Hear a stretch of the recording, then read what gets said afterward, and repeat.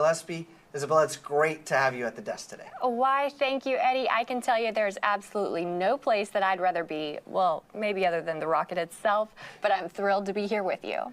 Isabella, you've been a part of our astronaut sales team for about 1.5 years, and you've done phenomenal work with the astronaut experience team for New Shepard. I think your point of view at the desk today is going to be priceless. I really appreciate you saying so. You know, the astronaut experience team is such a phenomenal group of people. I count myself blessed to be able to work with them, work beside them. It really is the astronaut experience team, the crew member 7 team, and all the folks really behind the scenes that's able to make the magic happen down in Texas today. That's right. Special thank you to our Texas folks that are making this launch, human launch, number 10 for New Shepard in the program, happen today. And so much work goes into curating this whole experience for our astronauts that we get to view and enjoy today. And it's certainly an exciting time for the New Shepard program as we start to increase our cadence on flights. There on the flight, in fact, on the screen in front of you, you've got our astronauts starting to egress, right? That means they've walked across to the launch tower, are walking across the gantry and ingressing into the crew capsule for today's flight. With that, Isabella, tell us who is going to space today. I would be delighted. First, we have Lane Bess, who in fact is returning onto New Shepard to fly to the stars for a second time. We have Spanish adventurer and TV host Jesús Calleja. We have Elaine Hyde, an entrepreneur, physicist, and a pilot. Dr. Richard Scott, a doctor, a professor, and another avid pilot on board. Tushar Shah we have, who works in finance from New York City. And we also have a 6th astronaut on board who has requested that we not share his name today. I like to think that he simply requested he remain under the radar but over the Kármán line. Eddie, this is going to be another incredible crew flying to space, and I love to see that crew photo. I mean, we have 6 bright, smiling faces. 5 of those are going to be newly minted astronauts, and it's extra special to welcome back Lane on board New Shepard. No, absolutely. And these folks showed up in Texas a few days ago, and so we had another crew photo of them in cowboy hats and really living that authentic experience. So we've got the crew photo on the top left, and on the bottom right, that's crew member 7, Rob Frulowski, getting the crew situated for, their seats. They've been training, they've got their seats adjusted, and so these are the final checks before we close the hatch. Now, as you mentioned, Lane will be the 4th astronaut we have welcomed back on board New Shepard. We're really, really proud that this experience resonates so deeply with people that several now have, come back for more. And I don't know, I think if you're Lane and you're sitting on top of the crew capsule right now, this familiar experience of having been there before with the new crew, it just adds a different flavor to the experience. Well said. I really think it speaks to New Shepard, the program itself, and the hospitality surrounding the experience that leads up to this moment. In fact, seeing that crew get inside of the capsule, what's happened is the fact that these astronauts have been practicing that very motion, those movements getting into the capsule. So right now there's a lot of muscle memory in play. I'm sure a lot of their senses are heightened. They're getting excited. The realness of this launch is setting in for them for sure. Yeah, thank you, Isabel. I appreciate those reflections. Now, we've got the patch for our 30th mission there on the screen. This is tradition, of course, to have symbols that are personal to each astronaut that are personal to each astronaut embedded in the design. And so now with T-minus 29 minutes and 30 seconds, we're going to take a pause and enjoy the shots of the New Shepard rocket on the pad while we wait for Capcom, that's capsule communicator Jake Mills, to do a comms check-in here shortly. Let's listen in.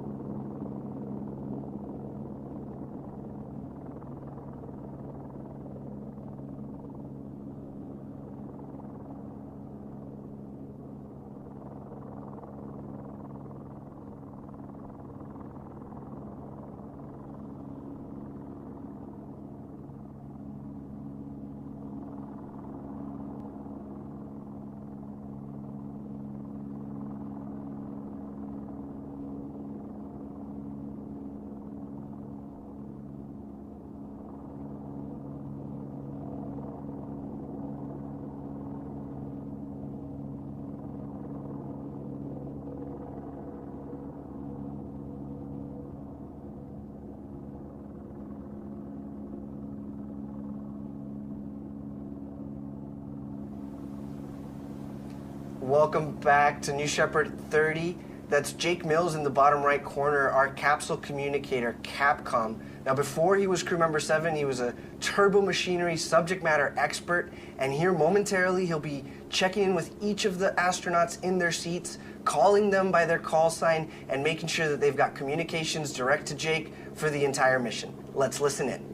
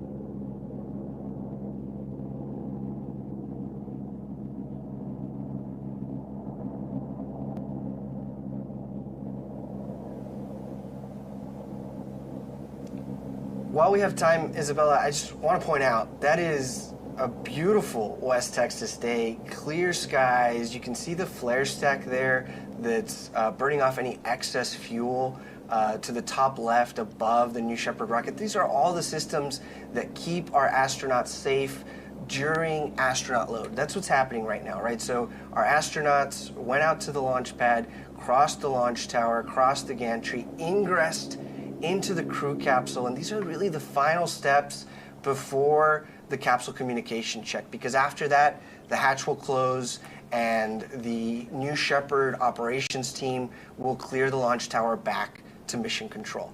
And so there's a great shot there of Rob, our crew member 7, that is with the astronauts, preparing them for those final moments before hatch closes. And I believe he's there with Mike Cox, who's a technician that's been there in West Texas for a dozen years, and we've got a great shot here of the desert and the name of the crew capsule. So that's RSS First Step, reusable spaceship First Step. This crew capsule has flown to space now 11 times. Today marks the 12th flight of RSS First Step. It's the vehicle that we first launched in 2021 in preparation for our first human flight, and it's the vehicle that now's flown. Well, after today, will be 50 humans to space. So it's really, again, a special moment and a great view of the rocket. Let's hold here while we wait for the capsule communication test with Jake Mills, crew member 7, and our astronaut crew today.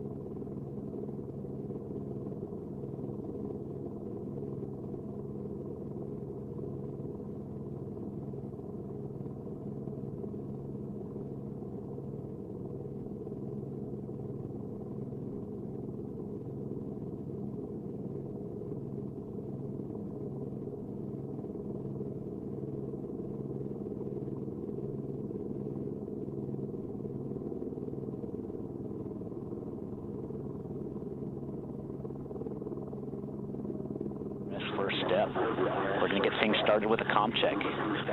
As a reminder, hold down your push-to-talk button, turn your head to the right, and speak into the mic. Astronaut Bess, comm check. Blue Control, Astronaut Bess, good to go. Excellent. I have you saying. Calleja, comm check.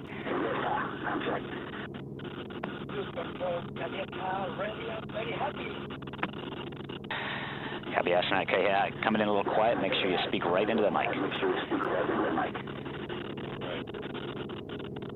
Astronaut Shaw, Blue Control, com check. Blue Control, astronaut Shaw, loud and clear. I have the same. Hatchet, Blue Control, com check. Blue Control, Hatchet, loud and clear. I have the same. Rogue, Blue Control, com check. Blue Control, Rogue, check. I have you good. Astronaut Rabs, com check. Blue Control, Rabs, loud and clear, ready to fly. Awesome. Have you loud and clear.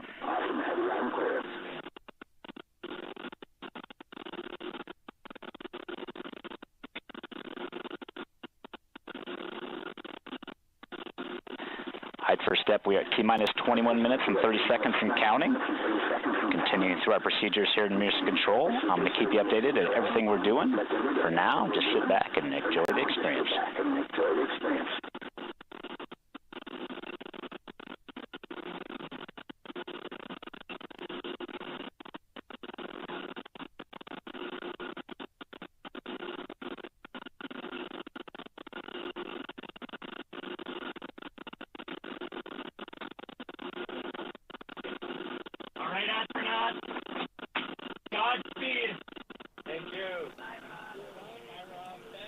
Isabella, we've just heard our astronauts and their creative call signs. We've received confirmation that the communication systems are working in the cabin and everyone's good to go. Great job there by Jake Mills and Rob Frilowski, our crew member 7, that they're going to continue to get the astronauts situated, ready to fly, and accompany them to space.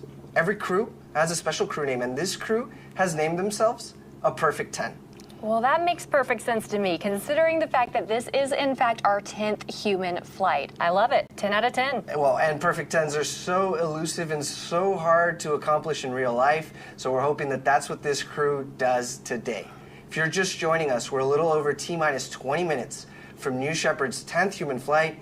Isabella, how are we feeling? You know, Eddie, I'll say for the benefit of Earth and our viewers at home, I'll refrain from singing, but I'm feeling good.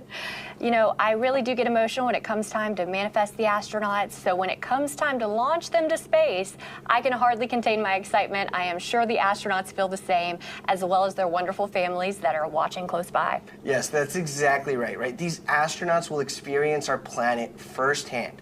And really, we've seen that this experience creates a new outlook for each of them. So we'd like to take a moment to, look back at the story of New Shepard so far.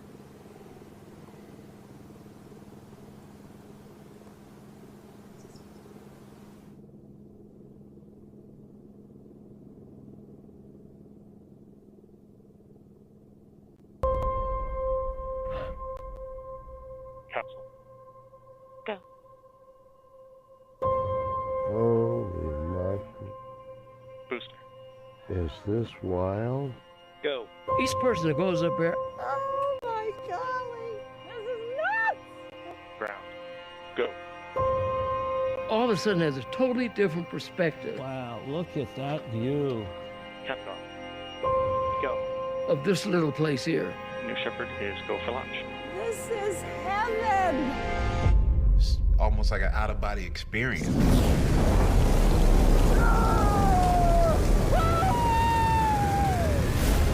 Shepard has cleared the tower. This is a new era where people like a teacher from North Carolina gets to go to space. Space has always been something I've wanted to do, but it's never been accessible until now. Look at that view. Look at the view. It's just unbelievable. You have to see it with your eyes to really, really take it in. Everybody else should go to space. Look at the Earth. Just look outside. Look at the Earth. Dude, we're in space. This is a life-changing experience. Everybody needs to do this. It was absolutely insane. I mean, it's the coolest thing ever. Oh my word. I'm just spinning. That was enlightenment. This is the best experience of my life, by far. Everyone in the world deserves to see this. Everyone needs to see this. Oh my God. It's just a dream come true. I wanted to do this my entire life. I just went to space as the first woman from Mexico. I think we need to give this gift of perspective to everybody. Oh man, this is so cool. I always said I'm going to do it, and I just did it. We went to space! What you have given me is the most profound experience I can imagine. I can't believe this. As soon as you land, you will want more of it.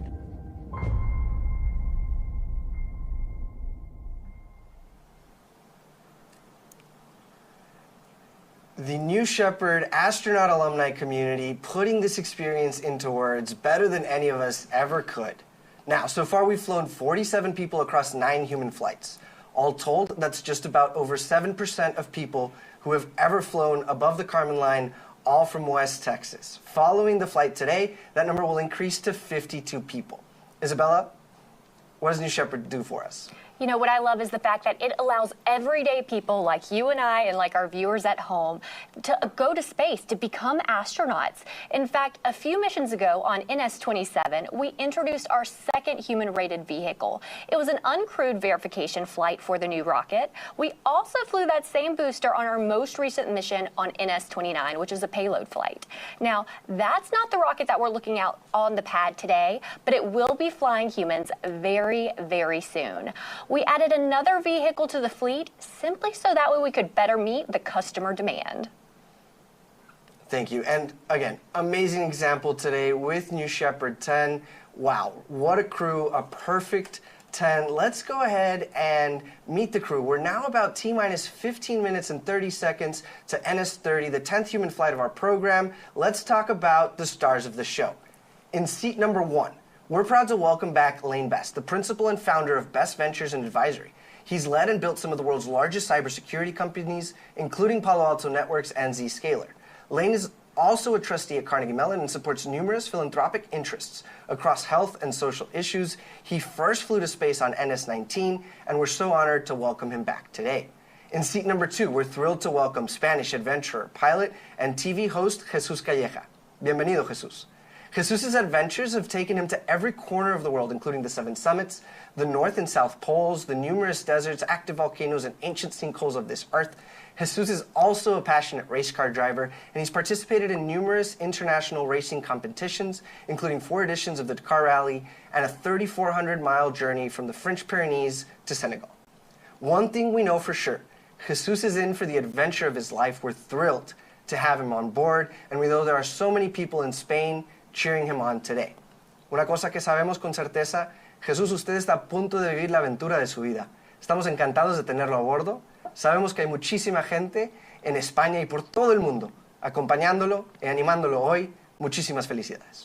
Well said, Eddie. In seat number 3, we have founder and entrepreneur Tushar Shah. Tushar is a partner and co-head of research at a hedge fund in New York City. He studied physics as an undergraduate and high-energy experimental particle physics for his PhD.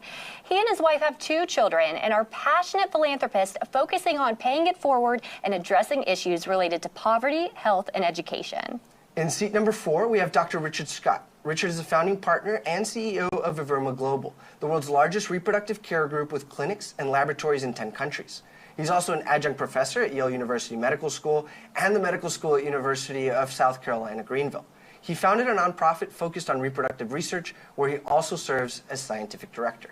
Dr. Scott is a passionate pilot, and get this, he and his wife have been married for 45 years and have 4 children. I bet they are so excited to see their dad go to space today, Eddie. No, certainly. And Dr. Scott, we think you're in for one of the most beautiful aerial views possible to experience in your life today. Certainly so.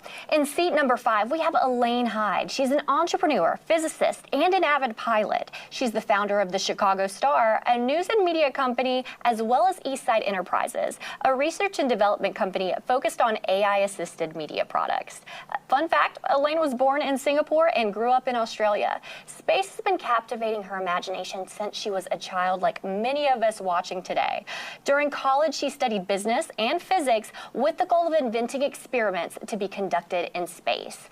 What an absolute honor it is to help fulfill her lifelong dream today of reaching the stars. You know, fun fact again, Elaine and her husband, who happens to also be a physicist, have not 4, but actually 5 children. And once again, I bet they're excited to see their mom go to the stars today. What a great roundup of the crew today. We've got physicists, we've got partners, spouses, parents, pilots, entrepreneurs, philanthropists. It really is a credit to your team, Isabella, the astronaut experience team that has focused on getting us such a diverse slate of humans for New Shepard to fly. You know, it takes a village, Eddie, but I will say with our mission and vision being to have millions of people living and working in space, it's something that it's extremely important that we ensure that the population in space is representative of the population here on Earth. Perfect. Yeah, you know, a great vision. Oh, and there we have the gantry being retracted a little bit from the crew capsule. Sorry, I just wanted to call that out as it was happening.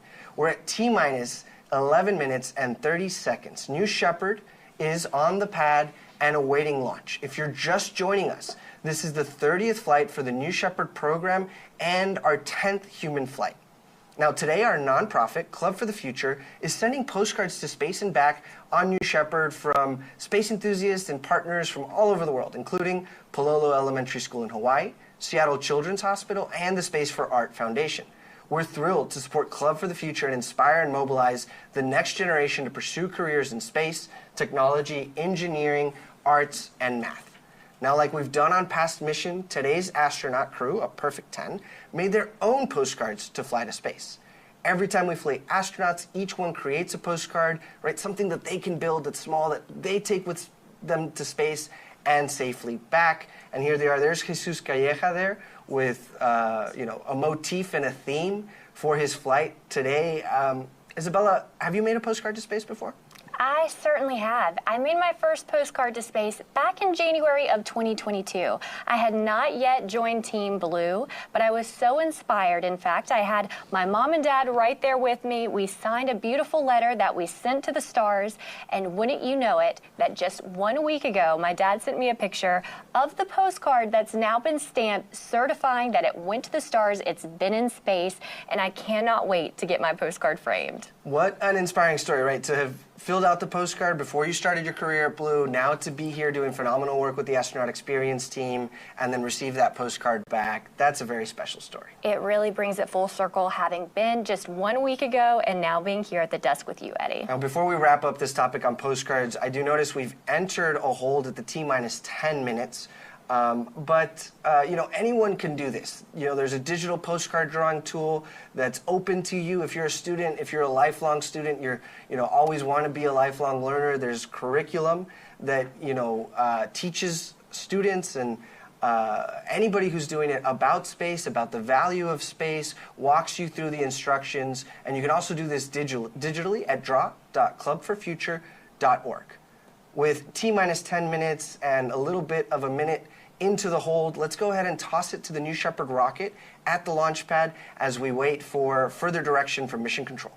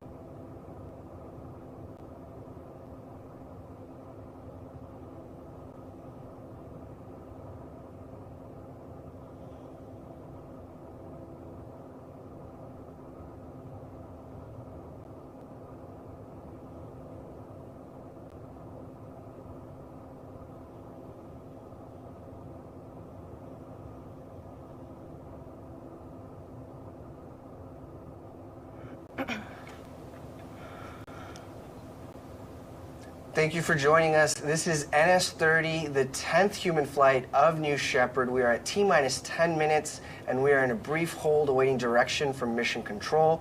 While we have some time, Isabella, I'd love to talk about the vehicles that are carrying our astronauts today. The capsule we talked a little bit about carries the name RSS First Step right above the hatch. Let's break that down a bit. RSS means reusable spaceship. The capsule in today's flight has already flown to space not once, not twice, but actually 11 times. This is the same capsule that so far has flown each and every one of our human flights. It's a reusable vehicle, and that's really the vision here of all of our hardware at Blue Origin, reusability. We in fact focus this at the center of our design to ensure that these can be flown to space 25 times each. So really, this is just getting started here.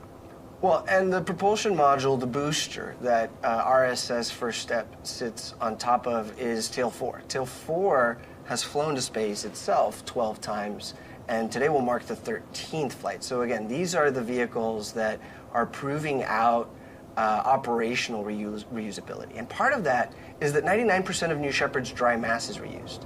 Everything from, like we talked about already, the crew capsule and the booster, but the engines, the parachutes, it's all used, on back-to-back-to-back flights. Well said, Eddie. Reusability is absolutely pivotal for us. It's so important at Blue because not only does it help reduce the cost of space travel, it also significantly reduces waste. And, we're continuing to develop New Shepard as a program. So that being said, with next generations of vehicles, essentially, that we're building, and we're doing that in our factory in Kent. So this is going to help to improve the cadence, ensure that we're able to improve the life of the vehicle. A lot of really great work is being done to ensure that we're going to be able to fly more people to space more frequently. Well, and, with this flight and the flight from a few weeks ago, we've got now a fleet of vehicles, meaning multiple boosters, multiple capsules, and that's going to help us increase New Shepard's cadence this year. All right, as you can see, we're still at T-minus 10 minutes. The hold is entering its 6th minute. We're going to go check in with Mission Control, and we'll be right back. Leg 1 outlet PT has risen.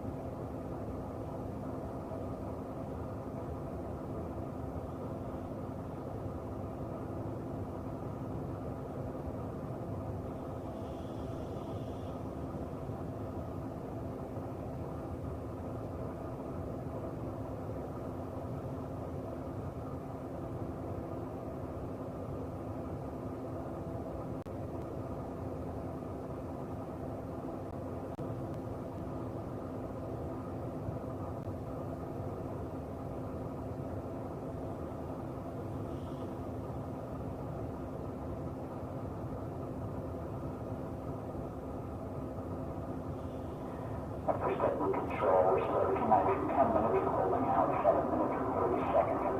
Executing the workaround to get us back into configuration for the turbo count.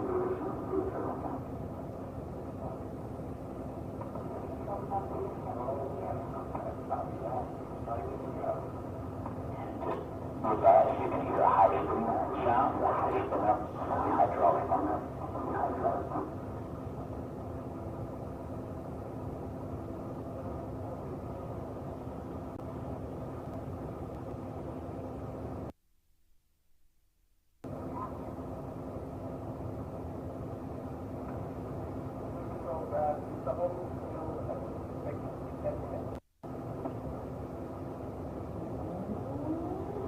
Yeah, that's not rapid control here. running through their steps here, and I think in the next 2 years that will look like incredible.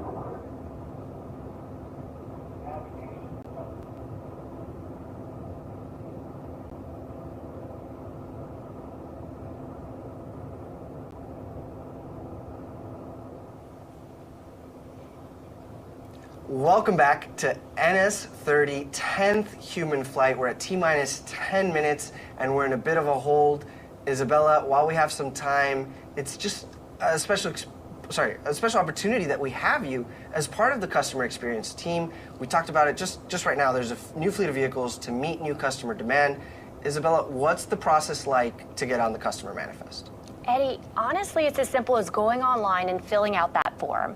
You're going to be contacted by one of our team members, and we'll walk you through the process and the path to get to our beautiful, beautiful manifest and how you would be able to walk on board just like you saw our astronauts do and ingress into that capsule. I'll walk you through the timeline, the pricing, the availability, what that looks like, and we can really help set the stage of expectations for the entire astronaut experience. One of our leadership principles at Blue Origin is customer focus, right? And being obsessed with the customer experience. I think it's great that you get to talk to our customers. What do you hear from them? Why are they interested in flying on New Shepard? That's one of my favorite things to ask when we are talking with prospective astronauts. What's your why? Typically, we're going to hear things in terms of perhaps they are a first of nation. They establish and want to be essentially, again, representing their home country. Otherwise, it's perhaps that they always wanted to be an astronaut and they weren't able to go traditional programs such as NASA. It could be something as simple as they didn't have 20/20 vision. And these are things that no longer restrict you from being able to soar to the stars. It's also something to where they're able to inspire that next generation. Every single astronaut, I truly think of them as a pioneer. They're opening that gate a little bit more each time, so that way more can follow and follow in their footsteps. So that way we're able to have, with time, millions of people living and working in space. And Isabella, is it safe to say that QR code there is an invitation to go online, fill out the form, and tell us your why? Please, please do. Come online, check out that QR code, fill out your form and why you're interested in going to space, and we would love to talk to you about that. We want to see millions of people living and working in space, like we say, so this really means that we have to talk to everyone. And when we look at that, it's going to be essentially the goal for our focus. It's something really important to us to ensure that we have representation, as we've said, to ensure that the population in space looks like that of our population on Earth. Okay, last question. Tell me about the astronaut experience. What happens right before your L0 launch day? Basically, the days leading up to launch. Right. So, what our astronauts could expect is to come to West Texas, out to Van Horn, 3 days before they launch. The first day, they'll get acquainted with their crew if they haven't already met them. They'll get to come to the astronaut village, of which you're staying in renovated Airstreams, tipping your hat to the Apollo era. It's something to where you'll go ahead and you'll get fitted up with your flight suit. You will be able to get custom hearing protection. As you can see in these wonderful video shots here, you're going to be able to then have 2 full days of astronaut training, and this is a bonding experience like never before. You'll get to spend time with that crew member 7 in addition to your other 5 crew members that you would be flying to space. You can see as you board, you ring the bell, and the training experience is one that sets the stage. So when you do board that capsule, again, lots of muscle memory coming into play so you can focus on the experience itself. Our hospitality team is top notch to ensure that you and your loved ones are taken care of. So you get to bring a +1. The day of launch, you're able to bring additional guests with you to commemorate the special experience of going to space. Well, and this is such special footage we have of the days leading up to launch, right? For example, the astronaut crew is in the vehicle processing facility, what we call the barn, and they're learning from the crew member 7 expertise every nuance about the vehicle, about even right there when they're looking at our coat of arms, the symbology behind what everything means, what our motto is and everything that's gone into thinking about Blue Origin. Look at that wonderful handstand by future astronaut Elaine. That's just, I mean, that's the level of excitement in the time leading up to launch. The energy is just honestly incomparable. You know, it's something that we want people of all walks of life and all backgrounds. So that being said, you know, whether you are a gymnast like it looks to be Elaine Hyde is, or you're an artist, we want these different types of, you know, backgrounds to be going to space, so that way, you know, when they experience the overview effect, that's something I really love to lean into when we talk about the astronaut experience, because, you know, a lot of folks, they plan to go to the stars, but they weren't impacted, or they weren't prepared for the impact, if you will, that the overview effect can have. Being able to go up, look down at our beautiful blue marble, again, just for those that might not know, the blue marble, again, what we refer to as Blue Origin, our beautiful blue planet, that is where we get our name from. So when it comes to that, the overview effect actually can help almost rewire your mindset, how you perceive yourself, how you perceive your purpose, and how you perceive overall, you know, timeline of what you want to do with your life and how can it impact when you return to Earth after becoming an astronaut on New Shepard. Wow, what a great reflection, Isabella. Thank you. So I could watch this B-roll footage all day long. So let's actually return to the launch site where we have this crew on board of RSS First Step, a perfect 10, getting ready for NS-30, 10th human flight. Now this hold has allowed the team to do a few final vehicle checks. We expect it to clear shortly, so let's return to the pad, enjoy views of the crew while we get ready for terminal count. Well, sorry, first go, no go poll will be coming up next.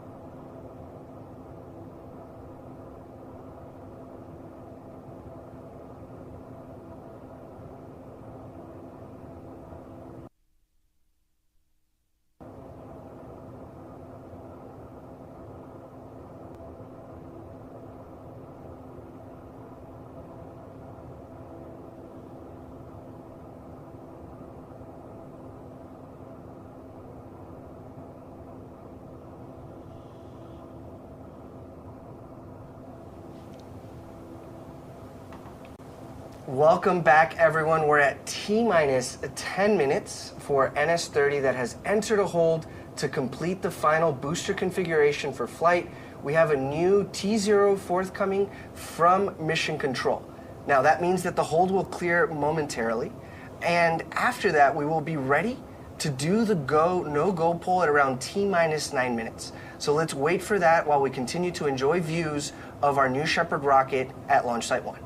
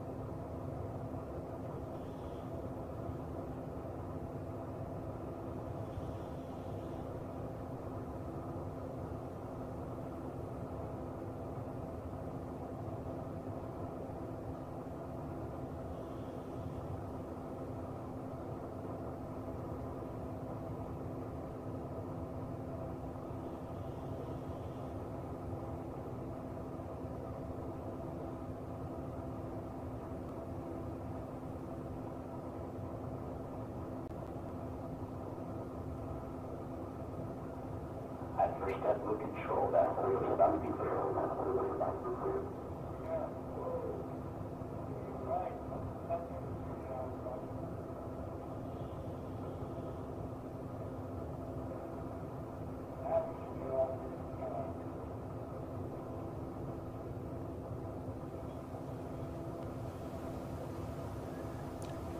Welcome back, everyone. The hold is cleared. We're at a little under T-minus 10 minutes, and I'm hearing from Mission Control that they're about ready to do the no-go pull for launch. Let's listen in.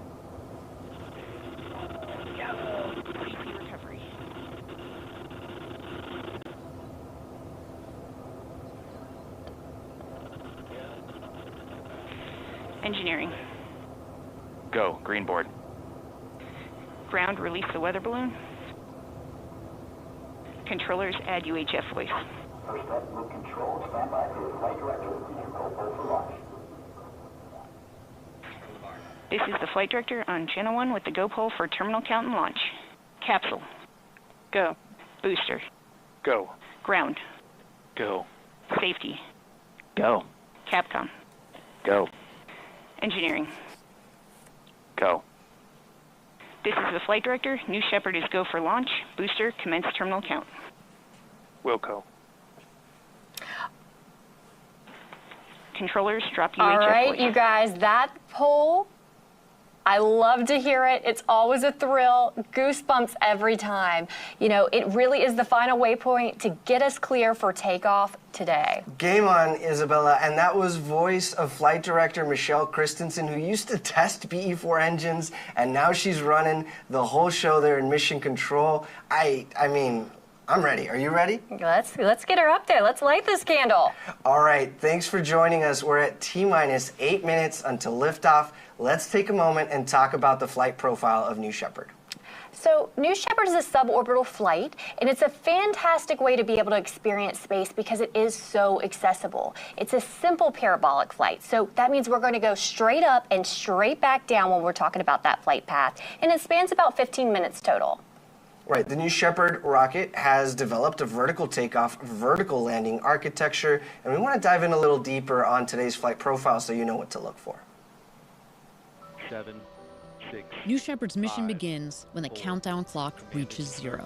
2, 1, 0. At this point, the engine will start and the rocket will lift off of the pad. It will continue under the boost phase for about 2.5 minutes until main engine cutoff. 20 seconds later, the crew capsule will separate from the booster and the astronauts will unharness and enjoy 0G. The crew capsule will continue past the Kármán line to an ultimate apogee of 350,000 feet, or 100 kilometers. The booster will autonomously land on the landing pad, ready to be prepped for its next flight. Around 3.5 minutes after separation, the crew capsule will begin to re-enter Earth's atmosphere. Parachutes will deploy around an altitude of 7,000 feet, or 2,100 meters, providing a nice, slow descent back to Earth.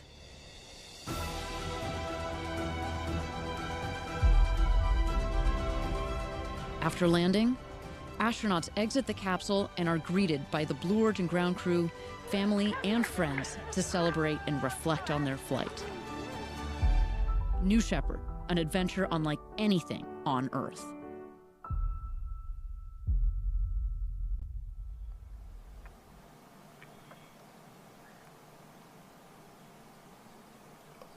Okay, we're at T-minus 6 minutes. Let's take a moment and toss it over to New Shepard as we get down to the final minutes for our liftoff time. And there we have it, tuning into the action at the pad.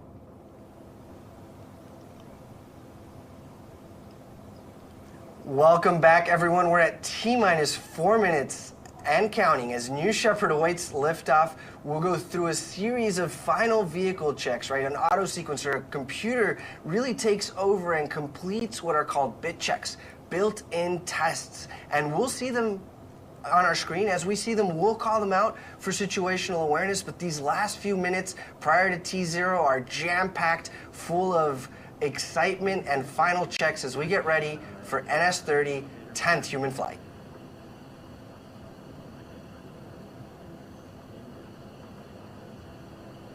And that it just takes a long time and we don't get the astronauts winded and like breathe hard in the top.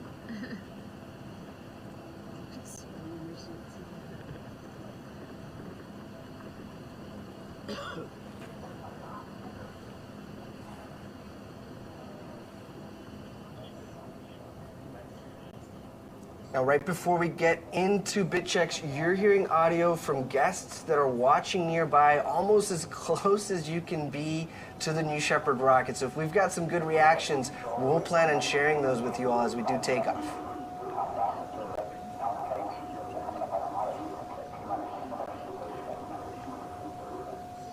Oh, what a wonderful drone shot there approaching the launch pad. Isabella, you and I have been out there in West Texas for earlier launches. This is prime time right now. Adrenaline is high, and it's just exciting to be out there in West Texas. Looks like a beautiful day. It certainly is. My heart's going out right now to the families that are getting ready to watch their loved ones soar to the stars. You know, when I'm out there in Texas, otherwise, I typically am going to be holding the hands and holding on to those loved ones as, again, they are getting ready to see their loved ones have the journey that they will never forget. 2 minutes and counting. A great view here of all sides, really, of our launch pad, New Shepard, Tail 4, RSS, first step. It's all coming together beautifully here.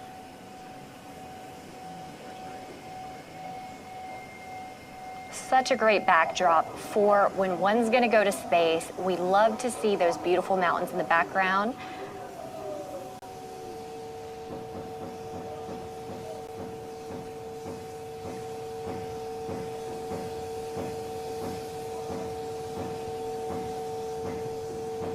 All right, less than 90 seconds to go. We're hearing hydraulic checks, pressurization system tests. Let's see what else we see. And those are the aft fins at the base of the vehicle that are moving through their full range of motion, again, completing their bit checks. These fins steer the vehicle on ascent and descent.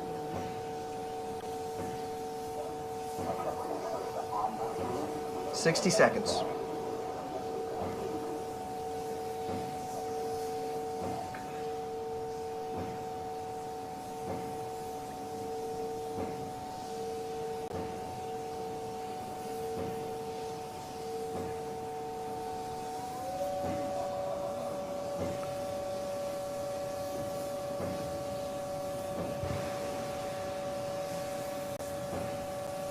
Just under 30 seconds. It's time to hand it off to mission control and launch this rocket.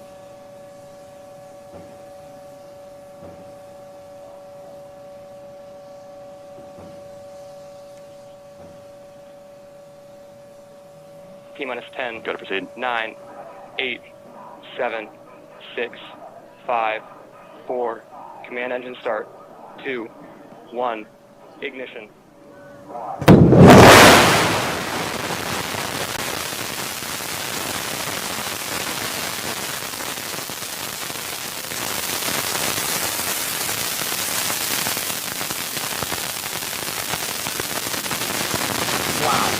What a great takeoff shot. New Shepard has cleared the tower. Note on the bottom left that we have our speed and altitude graphics that will increase. They'll get faster and faster as the atmosphere gets thinner. And we've got B3 right now pushing the New Shepard rocket at 100% power level.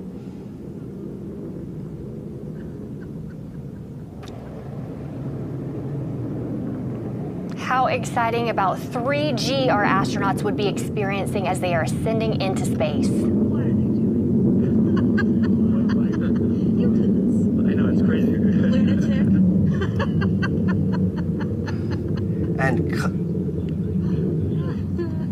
And again, the team here has been able to bring us that audio from the families that are watching as close as you can get to this launch and cheering on this flight crew, a perfect 10. Godspeed, New Shepard. Godspeed, a perfect 10. It's, I mean, certainly look at that BE-3 plume. It's the colorless plume of a liquid oxygen, liquid hydrogen engine. Throttling back right now for max Q. Actually, we've passed max Q, so BE-3 is back to 100% power level. So from here on out, Isabella, we're going to be faster and faster as the atmosphere gets thinner and thinner. Look at her soar. We've got a beautiful contrail there that the cameras are picking up, right? So that's just the moisture condensing as New Shepard pierces through the atmosphere. Mach 2, twice the speed of sound. Oh my God. We had a call there for Mach 2 from one of the observers. They must be tuned into the telemetry as well. That's twice the speed of sound, and this crew is supersonic. Joyous with laughter. All right, here in about 15 seconds, we anticipate the next milestone to be main engine cutoff. Miko, let's look for that.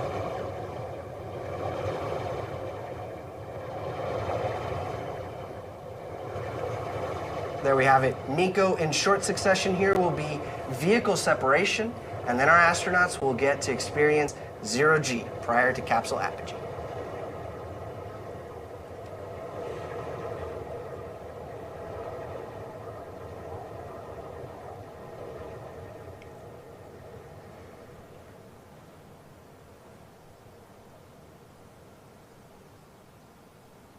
Great view there from the propulsion module, looking down to West Texas, my favorite part of this world.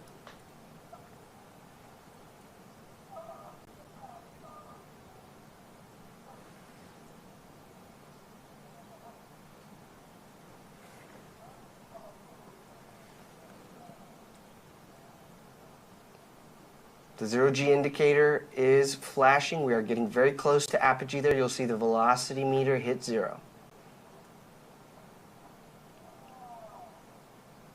I can only imagine what our astronauts are feeling right now. They have made it to what they came for today. They are in space, floating at 0G. Oh, and enjoying these views, right? From some of the largest windows to have ever flown in space. We hear their reflections on the way back, but I can't imagine what they're seeing. To the loved ones on the ground, wave hello. Your loved ones are in space.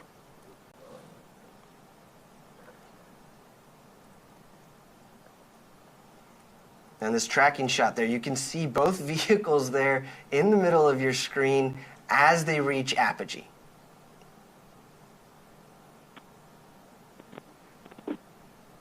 Okay, we have apogee. We're on the way back down. We're beyond the Kármán line. What an exciting, exciting mission for a perfect 10.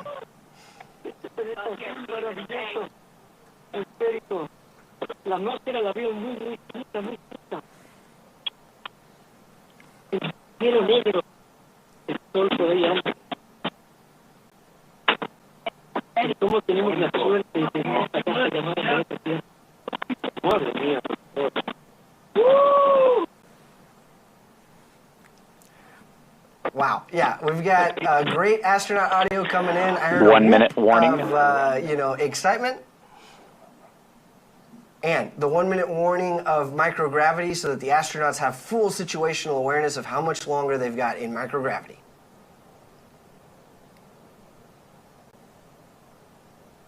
Well, you can notice the telemetry on the bottom of your screen is tracking the telemetry of the booster. So it is coming in faster and faster, and the altitude is decreasing over time. Go ahead. What a great shot, though, being able to see both the booster and the capsule as they make their separate returns back to planet Earth. Yeah, no, a clear day for weather. Everything's been picture perfect so far. And now we anticipate the booster will land about 2 miles north of the launch pad on our landing pad, right? And as we start to reach that atmospheric pierce point, those aerodynamic control surfaces on the booster begin to do more and more work. And so we expect that booster first and then our crew capsule.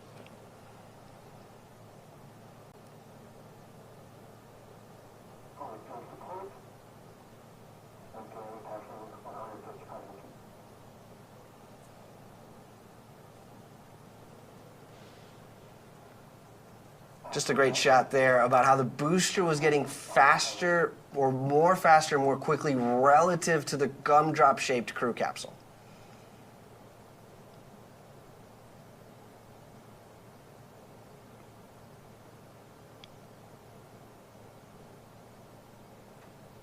Yeah, look, it just looks like the booster is floating, right? It's perfectly positioned. We do have those forward fins, it looks like, have been deployed, and those aft fins, you can even see them moving as they're steering the booster over the landing pad.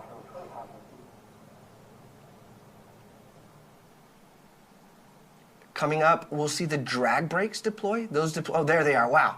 Look at those deploying, and this cuts the speed of the booster in half.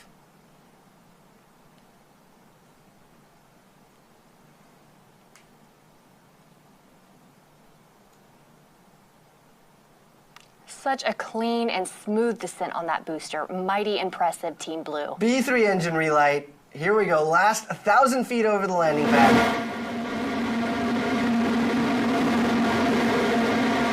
And a great drone shot with Guadalupe Peak in the background.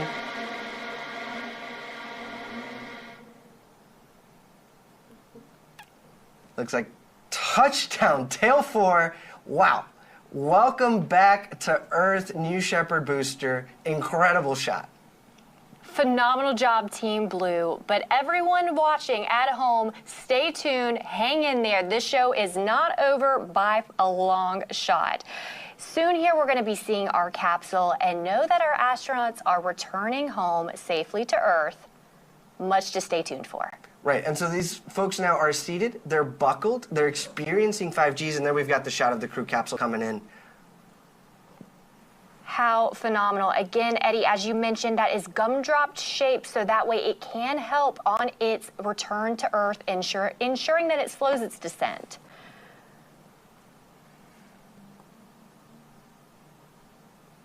Now, while the parachutes are essential to providing... Sorry to interrupt. Those are the drogues. Those drogue chutes will pull the main parachutes out here shortly. Sorry about that. Go ahead, Isabella. No, we want to see those drogues come out because shortly here, we are anticipating our wonderful parachutes. Here they are now.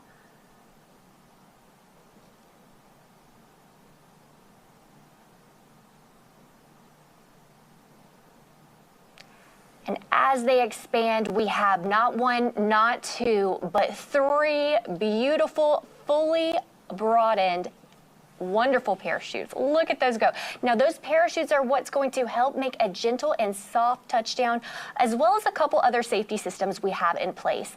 We do have a retro thrust system that's at the base of the capsule that, again, as we near the desert, as we near the ground, again, is going to soften that landing. Right, so we call that the terminal deceleration system, the TDS system, and it essentially pushes pressurized gas towards the desert. It's like a hockey puck, if you've ever played air hockey at an arcade. It sort of just floats over the desert as it's kicking up that West Texas dust. That's right. So if you're watching for the first time, I always like to note that dust we want to see. It is a dusty desert that we have, so that retro thrust system is, again, what's going to push up that dust.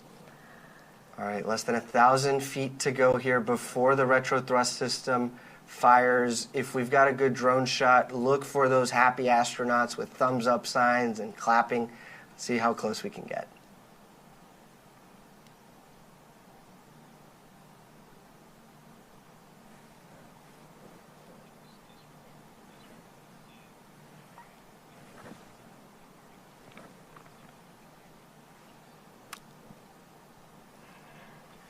And touchdown! Welcome back, astronauts. I mean, perfect 10. Should we say that? I'd say 10 out of 10 for our astronauts and for the whole program here at Blue Origin.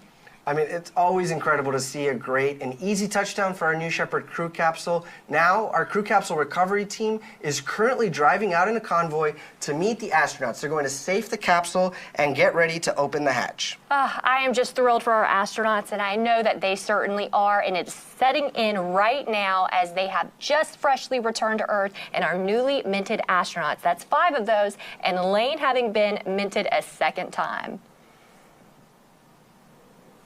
Yeah, look, you still have that West Texas dust sort of lingering there from the retro firing system. The crew capsule comes back in a passive state, and so the team knows ahead of time more than likely where in the West Texas desert the capsule will land. Actually, from the drone shot we have there, we're pretty close to the road. So we'll anticipate that recovery team coming in on the road there to, to safe the capsule. They'll be led by crew member 7, and then they'll, greet their family members and just celebrate that they've been to space. That's right. And as you can see, we're going to let our astronauts have their moment, take up that space inside of the capsule and commemorate their return to Earth with those that have only been on the journey with them and their other 5 astronauts that are on board with them. So, Isabella, while we wait, we do have a special guest today, one of our former New Shepard astronauts, someone who has experienced this same flight profile firsthand that was in this crew capsule, Mario Ferreira. Mario, bom dia, como vai, tudo bem? How are you doing today? I'm doing fine. Can you hear me good? Good afternoon. Congratulations. Yes, Mario, I've got you loud and clear. Yeah, go ahead. Congratulations to the new arrived team, especially to Jesus, our friend here from Spain that I was very happy to meet before he went into this space trip. And I just can feel how excited he is right now after this intensive and fantastic 10 minutes. No, Mario, thank you for joining us to share your experience. How is it to be in the crew capsule, having just gone to space, but before crew member 7 comes, before the family and friends? What is that moment like when it's just you and your crew touch down on terra firma? Well, for sure, they're living a huge moment of adrenaline release. At the same time, they are feeling great by touching ground. They're looking over the windows to see who's approaching. But they all, for sure, if you get in the sound of the capsule, they're all excited, and a lot of us were screaming with all that adrenaline pumping up through our bodies, and with the happiness and joy of having such a thrilled experience and coming through, especially on this re-entry and coming down the capsule. It's a memorable experience for me in terms of physical experience. The return was actually more intense than the takeoff, and of course the most memorable of all good feelings was being in space in zero gravity, looking out of the window. That is something that they will never forget, as I will never forget them. No, Mario, you said it exactly right? You experience almost 3 Gs on the way up, 5 Gs on the way down, and 0 Gs when you're up there, so you really cover the full range there.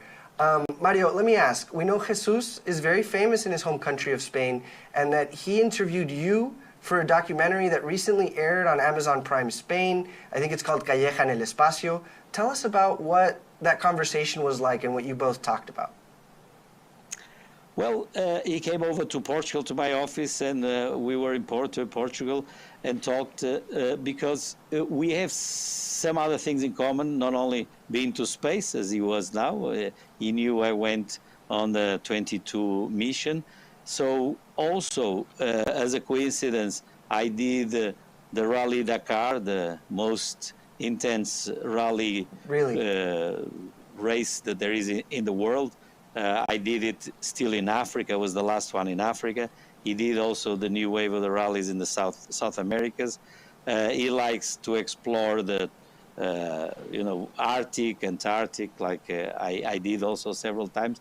So we had a lot in common, and he came by since we weren't too far apart, and he wanted to listen firsthand so I could explain what was the experience. So I think he felt that he would be better prepared by having this discussion and letting him know the procedures, how did I feel. So it was a conversation in advance. I hope that some of the things I explained to him of my experience did help for him to have better knowledge in advance and to have a great experience, as I bet he did. Perfect. No, Mario, I think it's great to hear that as the astronaut community is growing, that you all are finding to be mentors and mentees and developing these relationships with each other. That sounds pretty special. When you flew on NS-22, I was at the desk with Victor Correa España from Brazil. He had a message for you. Is there anything now that you would like to tell Jesus before we wrap up? Well, muchas felicidades, Jesus. Que te vaya bien. I hope you enjoyed it as much as I did, and great to have you back, and looking forward to hear all the stories that you have, and look forward to see if you have some of those beautiful pictures inside the cabin. Así es. Enhorabuena, Jesus. Mario, obrigado. Thank you very much for being here with us today. We really enjoyed hearing your perspective, and thank you for the message for Jesus. Thank you very much. Congratulations to them all.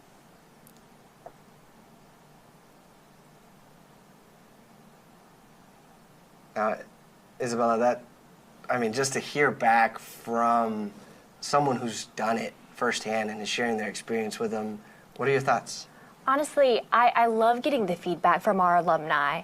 It's something to where I love to ask every single one of our flown astronauts, what do you wish you would have known before? What do you want passed down to the next generation of Blue Origin astronauts? And, these feelings are so raw that we're getting ready to see as our astronauts are going to egress from that wonderful capsule. Well, and let's return to the action out in West Texas. We've got some shots here of that recovery team. It looks like they've approached the crew capsule. So there's a few key sort of events here. They're moving the parachutes out of the way so that they're not a trip hazard. They're electrostatically discharging the crew capsule, performing any final venting maneuvers, and generally making it a safe space to have a celebration that we're going to see here live. We've got that CM-17 preparing. They might have to hack down a cactus or two to get those staircase nice and stable to celebrate as each and every one of these astronauts steps out and makes their first step returning to Earth since becoming astronauts. No, and I love playing the I Spy game. So there's a parachute in the top left corner in a mesquite bush, it looks like, and you've got Rob Frolowski to the right. He's holding the key effectively for the crew capsule hatch, right? So he can unlock the crew capsule, break that seal, and welcome the astronauts home. But he's only going to do that once the environment around the crew capsule has been verified safe.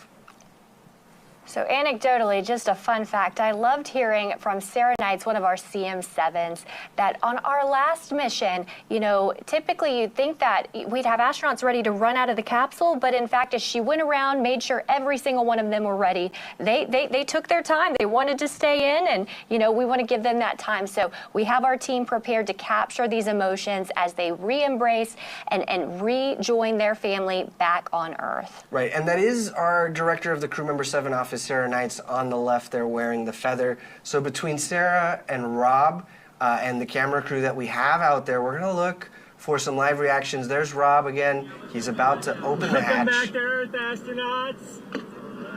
A perfect 10 if I've ever seen one.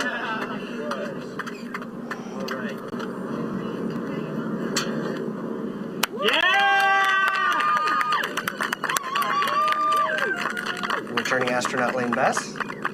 10 out of 10. Thumbs up.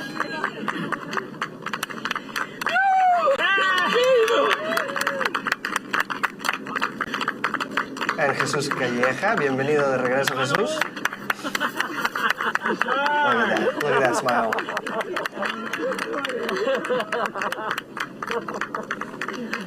And that's astronaut Shaw.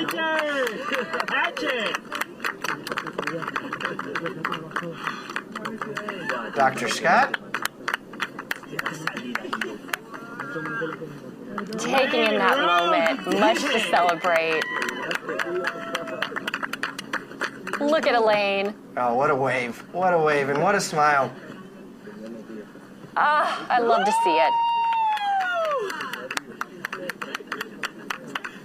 and our 6th astronaut celebrating his return to Earth. Wow, what a moment. And so now that the area around the crew capsule has been verified safe, these astronauts have egressed from the capsule. We see some hugs, you know, shows of affection, return, and just pride and emotion, as you were saying.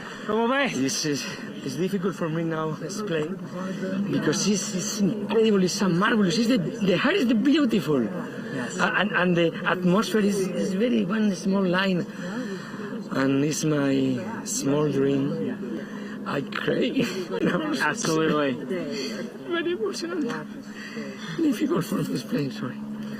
Sorry, everybody, but it's very special. Congratulations. Thank you.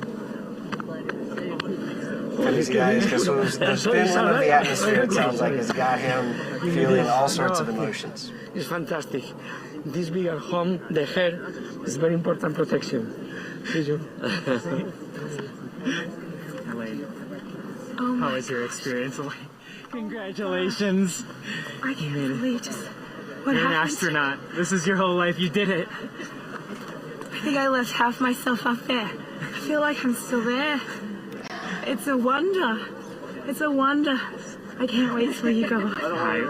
I'm so happy for you. I mean, I thought I knew what home was. But when I was floating up there, and you see it right there, it's like you're home, and then you get this new definition of what that means. It's incredible. And like, honestly, in there, I felt like I was in a cradle that you just made for me, and I was so safe. I was set on the River Nile with you watching over me, and I was going to get to somewhere really good. And I'm here now. And you're there, yeah. Back on Earth, which is the greatest part. And I remember just like being up there, and there was this pull. There was this just, I know we were weightless, but it was just like calling me. Earth was calling. Congratulations, Elaine. Astronaut Rogue. Thank you so Congratulations. much. Oh, one thing. Astronaut Rogue looks like the call sign with the new definition for home. Hails from Australia, Singapore, and planet Earth. The one I took up. Yes. All right, Team Blue. 750 of you went with me to space. Thank you so much. All right, that's for you. Thank you so much. Of Team Congratulations. Blue that accompanied astronaut Rogue. That's beautiful.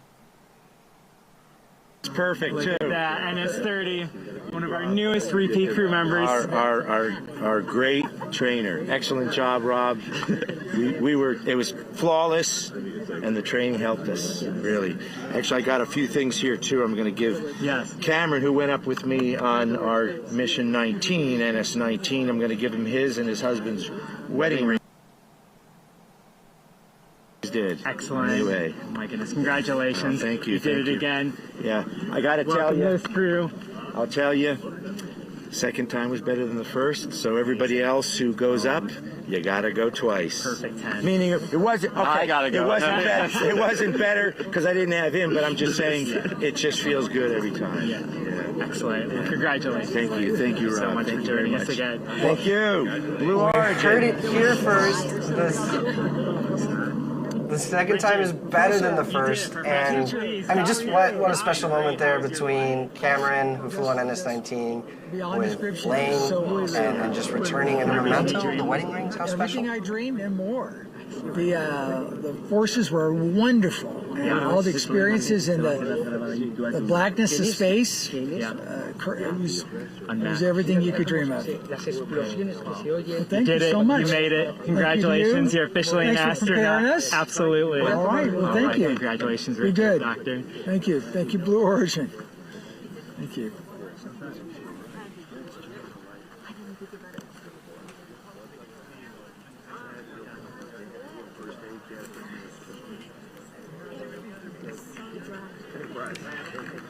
Simply phenomenal. I love to see our astronauts that have gone to the stars and chosen to bring others with them, so that way their impact and their reach could go all the further.